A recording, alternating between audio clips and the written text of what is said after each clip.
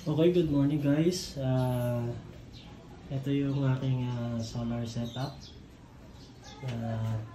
24 volts, 1 kilowatt, 1 kilowatt. So ngayon, natapos na itong aking DIY. Ngayon naman ipapower up natin. Testingin natin kung gumagana. Actually, naka-manual position siya ngayon. Naka-Meralco side. So, i-change over natin gamit yung ating solar, gamit ang battery. So, first to power up yung battery muna daw for safety purposes para dito sa ating inverter and MPPT, so solar charge controller.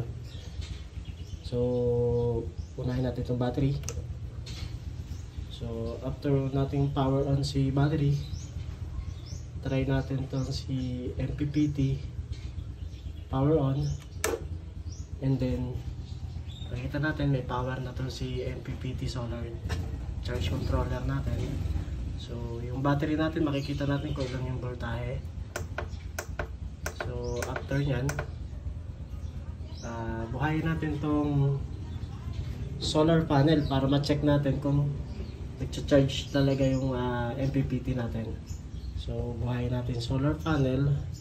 Ito nga pala ay dalawang panel na 550 watts. Okay, power on. So, after ma-power natin, ayun, nag-indicate na siya na nagcha-charge. So, ang china-charge niya, ayun o, nagcha-charge na siya sa battery. So, 60 ampere nga pala yung aking Sandong. So 78 volts yung nanggagaling sa ating solar panel. So ngayon naman, kung mapapansin nyo, ito naka-automatic pa tayo ngayon, naka-position siya galing sa Meralco side. So bubuhayin natin tong inverter natin para mapagana natin yung ating battery. So itong Snady 1 kilowatt specs niya, 24 volts. So long press lang yung power button.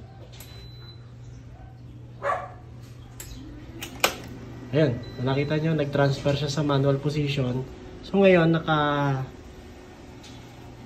power on na ngayon yung ating solar setup. So naka battery operated na ngayon siya. So dito makikita din natin ngayon yung ating consumption. 67 watts yung ating consumption. So 220 volts, 60 Hz. Tapos 0.47 ampere lang yung gumagamit ngayon. Kasi naka-lighting position, naka-lighting sa ano lang to, lighting panel lang yung aking setup. So ayun. 220 volts, 6% load lang sa aking inverter. 60 Hz. Ayan, may reading din siya ng 26.0 na battery.